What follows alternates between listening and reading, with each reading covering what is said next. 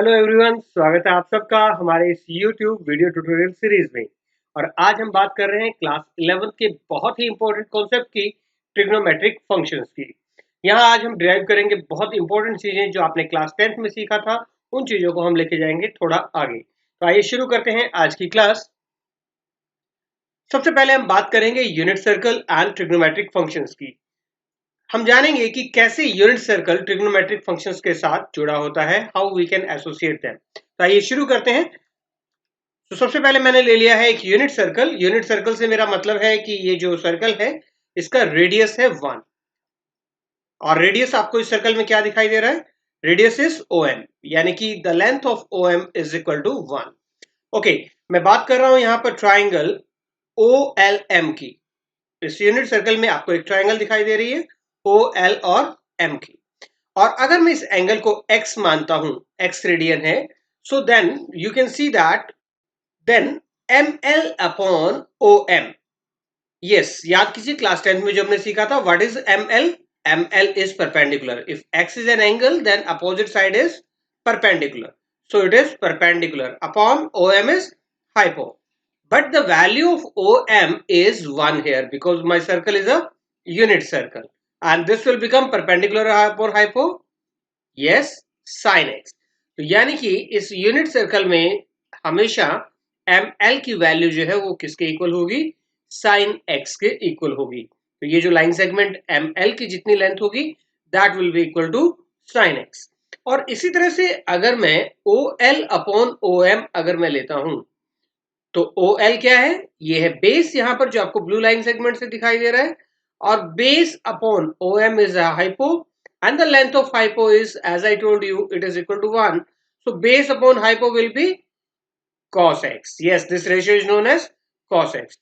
यहां से मुझे क्या मिला कि OL is equal to cos x. तो जो बेस की ये जो लाइन आपको दिखाई दे रही है ब्लू कलर से, that will always represent cos x. The length is equal to cosine. Okay. And the another result I can deduce from here is that this is a right angle triangle, as I told you, which is right angled at the point L. Okay. So Pythagoras theorem if I apply, then what you will come to know, that OL square, that base square, plus ML square is equal to OM square. And what is OL? OL is cos. So it will become cos square x. What is ML? ML is sine. So sine square x. And what is the length of OM? That is 1. So 1 square. तो यहां से हमारे पास एक identity यहां मिली हमें। वो identity क्या है? Sine square x plus cos square x is equal to 1। तो बच्चों यहां से आपको इतना समझ में आया होगा कि ये जो एक तो ये आइडेंटिटी हमें मिली, sine square x plus cos square x is equal to 1। दूसरी बात जो हमने यहाँ सीखी कि जो OL की लेंथ है ये किसके इक्वल है? कॉस के। और ML की लेंथ क्या है? साइन एक्स के इक्वल है। तो नेक्स्ट हम बात करने वाले हैं क्वाड्रेंटल एंगल्स की। क्वाड्रेंटल वर्ड मिला है हमें क्वाड्रेंट से। तो ये कहां से मिला है हमें? क्वाड्रेंट से। क्वाड्रेंट आपको पता ही है कि क्या होते हैं। क्वाड्रेंट क्या होते हैं बच्चों? क्वाड्रेंट होते हैं, ये देखिए, जैसे ही हमने सर्कल यूनिट सर्कल बनाया था सेंटर ओरिजिन लेकर के, तो क्या हुआ? इस पूरे सर्कल के 4 पार्ट्स बन गए। सो ये है हमारा फर्स्ट पार्ट। अगर हम एंटी क्लॉकवाइज डायरेक्शन में जाए, क्योंकि मैंने पिछले वीडियो में बताया था कि एंटी क्लॉकवाइज डायरेक्शन हम पॉजिटिव डायरेक्शन लेते हैं। So this is the first quadrant, this is second quadrant, this is the third quadrant and this is the fourth quadrant. And when we rotate this, when we increase this angle, so ये जो है हमारे पास, this is 0 radian. और यहाँ ये देखिए complete कितना होता है, अगर पूरा रोटेट हो जाएगा तो that complete will be equal to 2 pi. Okay. और अगर हमारे पास कंप्लीट 2 पाई है, अगर हम उसके 4 इक्वल पार्ट्स करते हैं तो 2 pi upon 4, that means pi by 2। सो जब ये एंगल हमारे पास x इस लाइन पे आ जाएगा, then it will become pi by 2। यहां पर x एक्सिस के नेगेटिव डायरेक्शन में आ जाएगा तो ये हो जाएगा पाई के इक्वल। और y axis negative direction, it will become 3 pi by 2। और ये अगेन 2 पाई, और you can say that it is 0 radian. Okay, यहां पर ये हमारे पास, अगर आप इसको समझेंगे तो first quadrant, second quadrant, third quadrant और fourth quadrant, always take in the counter clockwise direction. Triangle which are the integral multiples of pi by 2 are known as quadrantal angles. So कौन कौन से हुए क्वाड्रेंटल एंगल्स हमारे पास? Multiples of pi by 2 integral 0, pi by 2, pi, 3 pi by 2, 2 pi. These are the quadrantal angles. Okay, now we will try to find out the values at these quadrantal angles. Okay, so as I told you recently that this length, this base, this is equal to, yes, what is this? This is equal to cos x. So when I'm at 0 radian, when I'm at 0 radian, so you can see that the length of OM will be equal to 1 and length of PM will keep on decreasing and at this point it will be 0. So that means OM is 1 and PM यानी कि OM यहाँ किसके लिए है? Cos. So cos will be 1 and sine will be 0. Correct?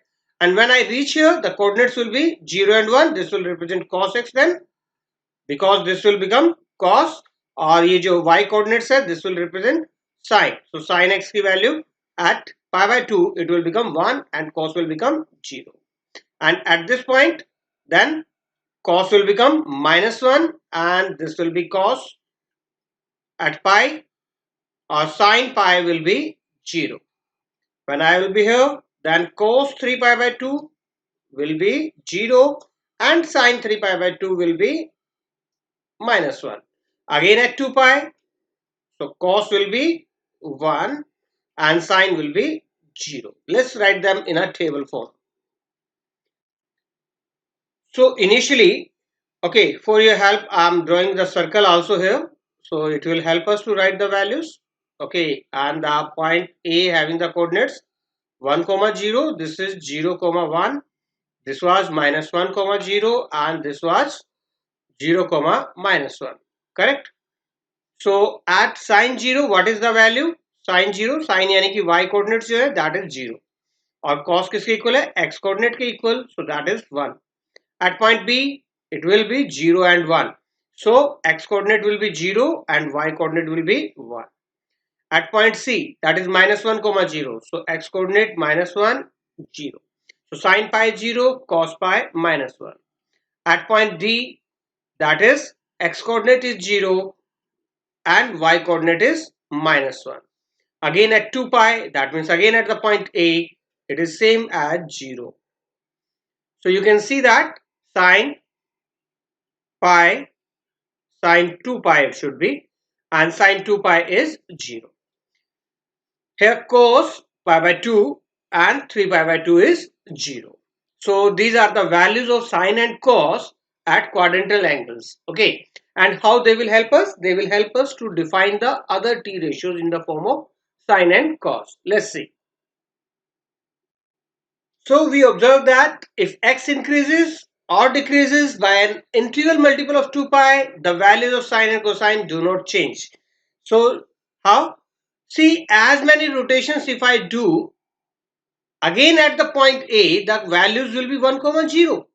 That means after every multiple of 2 pi, either it is in an increasing order, that means in the anticlockwise direction, or in the decreasing order. If I again reach at the same point 2 pi, that means if I increase or decrease the angle by 2 pi, the value of sine and cosine do not change. Okay, so we can say that sine multiple of 2 pi, that is 2 n pi plus x, is again equal to sine x, and cos 2 n pi plus x is equal to cos x. Or you can say that the period of sine and cos is 2 pi. That means after every 2 pi, they will reach at the same place. And we will understand this more with the help of graph also. So wait for that. Till then, we will read that sin x will be 0. If you remember that table, okay, let's go back to the table. So what was that? Where was the sine 0? Sine was 0 at 0 radian, pi and 2 pi and so on. Okay, so I can say that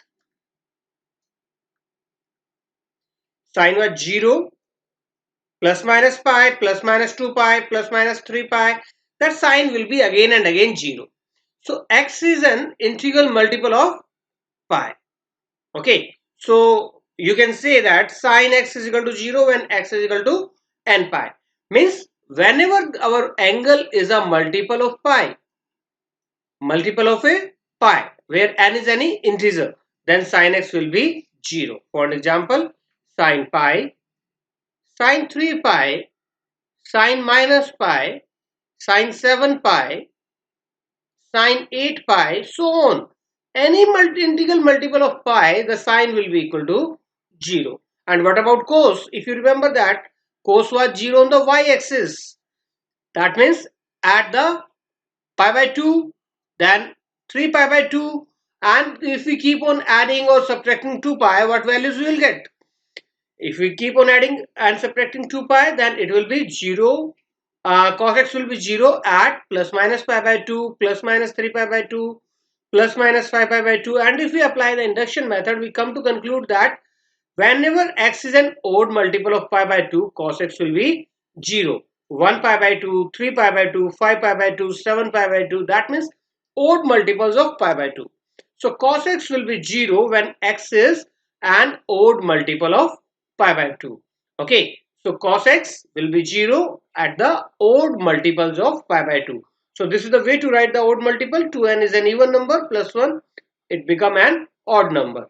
So even plus 1 always an odd number. So here we got two very important results, that sin x will be 0 when x is a multiple of pi, and cos x will be 0 when x is a odd multiple of pi by 2.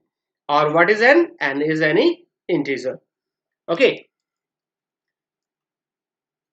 Now this will help us to define these trigonometric functions, other trigonometric functions in the terms of sine and cosine. So in our previous class we studied that what is cosecant x? Cosecant x is 1 by sine x. Correct. So if I take sine x is equal to 0, cosecant will not define. Reason? It will tend to infinity. 1 by 0 will become infinity and we will not get any fixed image. So definite image we will not get there. So in that case, to avoid that, whenever we define the cosecant x, we will say that x is not equal to n pi. That means wherever sine 0, we will not write that angle. And similarly for cot x, because its denominator is also sine x, it should not be equal to 0. So I wrote this, x is not equal to multiple of pi. And what about secant and tan? The denominator is cos. Denominator should not be equal to 0. And denominator will not be 0 when x is not equal to odd multiple of pi by 2. Okay, we know that secant x is equal to 1 by cos x, but what we learn here, that where this function will not be defined. It will not define when x is an odd multiple of pi by 2. Did the values of trigonometric ratios in class 10. Okay, and you made the table up to pi by 2. Just what we will do, we will extend it up to pi, 3 pi by 2 and 2 pi by 2. And as you know that sine 0, how you used to write down? That simple trick, 1, 2, 3, 4. Don't go 5, 6, 7, 8. Okay, so we will do that. So divide by 4, that was a simple trick to remember this table. 4, 4, 4 and the square root of all the t ratios. Okay, and that was the trick to. So that was equal to 0, 1 by 2, 1 by root 2, root 3 by 2 and 1. Correct. And cos, how you used to write? Just in the reverse order, 0, root 3 by 2, 1 by root 2, then 1 by 2 or 0. What is 10? Sine upon cos. Sine upon cos will become, it is 0, 1 by root 3, this is 1, this will be root 3 and this will be not defined. So if I am talking about the functions, I should say it is not defined. And what about cot x? Just in the reverse order, or we can say cos by sine, not defined, root 3, 1, 1 by root 3 and 0. What about cosecant x? Reciprocal of sine x. So 1 by 0, again not defined. Then it will be 2 root 2, 2 by root 3 and 1. Secant, you can just reverse the order of cosecant x.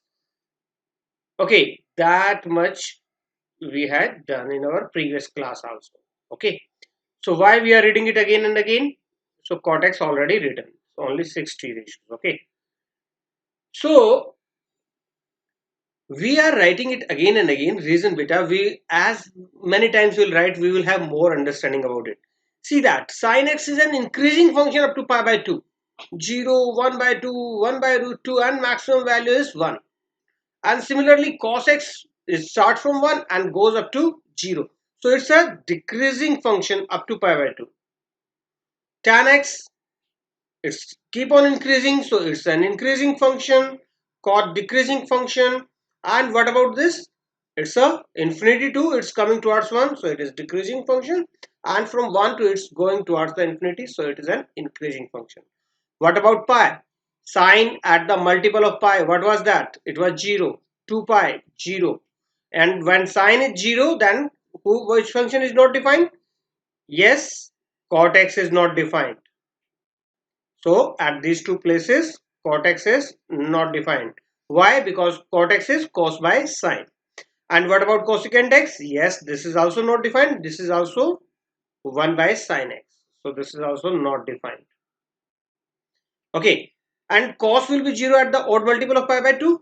So here cos will be 0. And when cos is 0, so tan will be not defined. And secant will be not defined.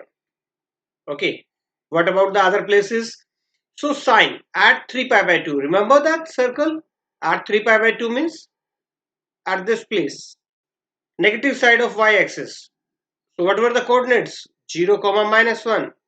So sine will be minus 1. Okay. Just opposite to pi by 2. Minus, see pi by 2 is the positive side of y-axis and it will be the negative side of y-axis. And when sine is minus 1, cosecant will become minus 1. And what will be tan x? Not defined. And what will be cot x? It will become 0. Okay. Here cos x at pi. That means here 1 comma 0. What is the coordinates of x? Minus 1 comma 0. What is coordinate of x? Minus 1. So minus 1. And at 2 pi again equal to the same value what is initially. This is 1. This is 0. And this will be 1. Okay. And this is tan x 0 by minus 1. This is 0. And secant x minus 1 ka reciprocal minus 1. So you can extend the table up to 2 pi. Okay. Now sign of trigonometric functions. So let's do this. So first I had written all the 4 quadrants 1, 2, 3 and 4 and let's see how it will behave in the different quadrant. Okay. So dear students, you can see that this is blue line representing cos x and this red line representing sin x. This is tan x and cos x. Just try to understand how it will behave. So in the first quadrant you can see that if I just move this angle, so what will happen to cos x? Positive. Sin x will also remain positive. Correct? Hai? The reason is this one. Okay. And when I reach at the, see, when I am at 0 degree, cos x is 1 and you cannot see sin x. So sin x will be 0. Okay. Let's move. We will keep on increasing the angle and at 90 degree, that is pi by 2. What happens? Yes. Cos will become 0 and you can see only red line, that is sin x. Now sin x is 1. Okay. Let's move further. If I'm going towards the second quadrant, that means angle is my pi by 2 to 3 pi by 2. That means more than 90 degree. What is happening? I'm towards the negative direction of x-axis. That blue line is showing towards the negative side. So that means in second quadrant, cos will be negative and sine will be positive. Okay. So you can check that. And as I'm reaching towards the 180 degree, that you can see only this blue line, that is cos. Cos 180 will be minus 1. Cos pi is minus 1 and sin pi will be 0. And as I told you that multiple of sine will be 0. Next quadrant number 3, if I go, then you can see that cos is also negative and this line is also towards the negative side of y-axis. So cos and sine both will be negative in the third quadrant. Okay. And what will happen at 3 pi by 2? That means 270 degree. If you check that, yes, you can see only that red line, that means 3 pi by 2, sine will be -1 and cos will be 0. Again, let's move. So in the fourth quadrant, cos will be, again you can see that it's coming towards the positive side and sine will become negative. So, and at 360-degree, you can see again at the initial position. So you can keep on increasing the angle or decreasing the angle. So by that way, we can write the various t ratios in the different quadrant. Let's see. So as you seen that in the first quadrant, sine was positive, cos was also positive. In the second quadrant, which one was positive? Yes, the cos was negative in the second quadrant, but sine was positive. And in third quadrant, both were negative, and in fourth quadrant, cos was positive and sine was negative. And with the help of these, we can write the remaining t ratios also. See, cosecant is the reciprocal of sine. So when sine is positive, cosecant will be positive, and when sine is negative, cosecant will be negative. And when cos is positive, secant will be positive, and when cos negative, secant will be negative, because secant is the reciprocal of cos x. Okay, what about tan x? So sin x divided by cos x. So positive divided by positive will give me a positive result. Positive and negative, negative result, then positive and then negative. And cot will behave as the tan x, because cot x is the reciprocal of tan x. So it will be positive, negative, positive and negative. So this is how that trigonometric functions will have the different signs in the various quadrants. So this is very important to understand that how they behave in the various quadrants. So that was all about this today's class. Tomorrow we will learn about the domain and range of the various trigonometric functions. Till then, keep learning. If you have any doubt, write us in the comment section, and we have your email, Twitter and Facebook account given here. Thank you very much.